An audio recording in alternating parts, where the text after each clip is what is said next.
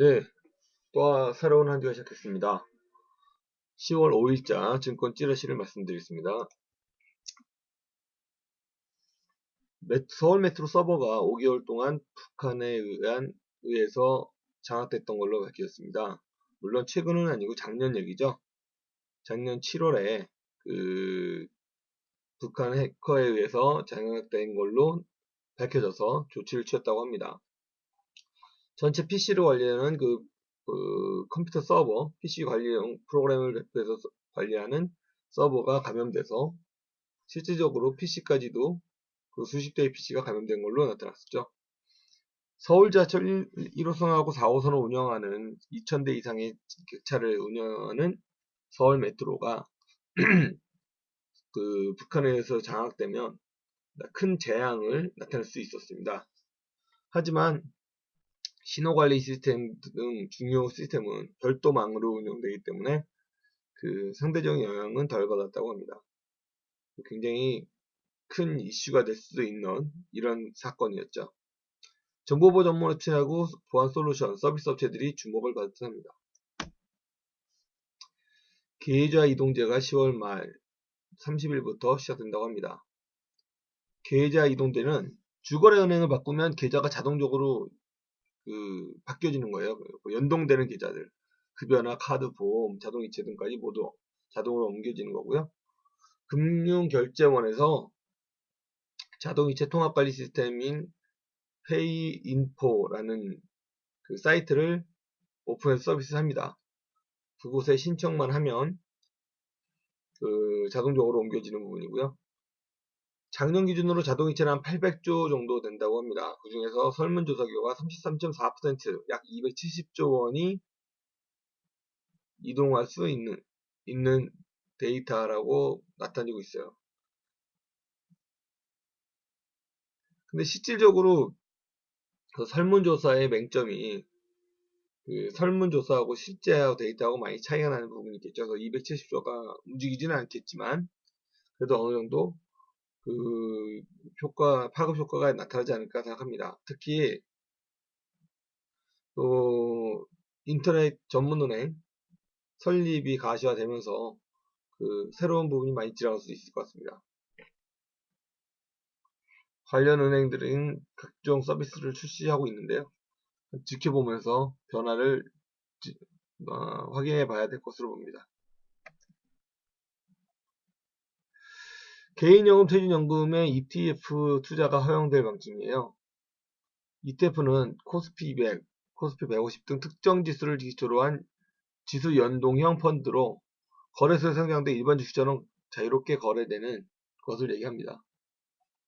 그동안 개인연금과 퇴직연금은 이런 부분에 투자를 제한하고 있었는데 ETF 투자를 활성화를 위해서 정부가 금융위원회가 이번에 오픈을 하게 되는 거죠.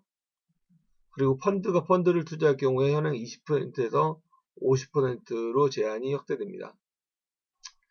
이렇게 되면서 기존에 있는 선물 옵션 시장이나 실물 경제 시장에 있던 자금이 일부 ETF로 몰리면서 초기에 ETF는 좀 주목이 받으면서 상승이 되겠지만 기존의 실물 경제나 선물 옵션 시장은 약간 소외되면서 주가는 좀 떨어지지 않을까 생각합니다.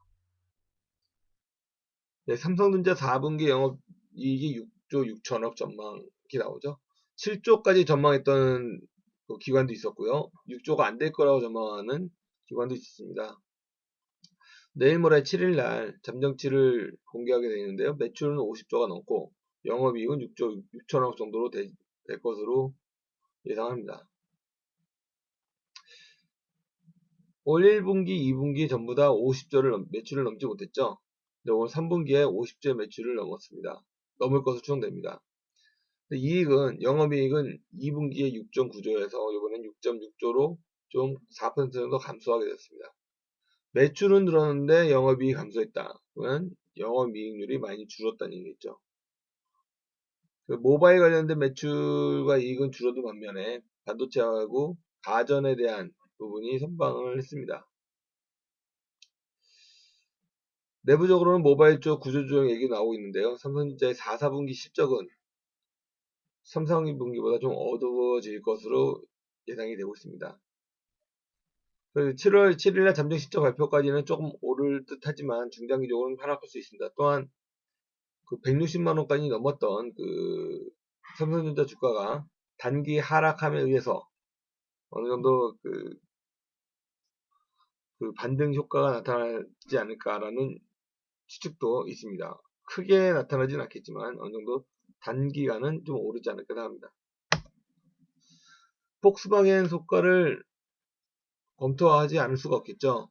미국이 친환경 자동차로 폭스바겐이 진출한다 했더니 뭐 제재하기 위해서 나타난 미국의 뭐 정책이다라고 르노 GM 회장이 얘기를 했죠.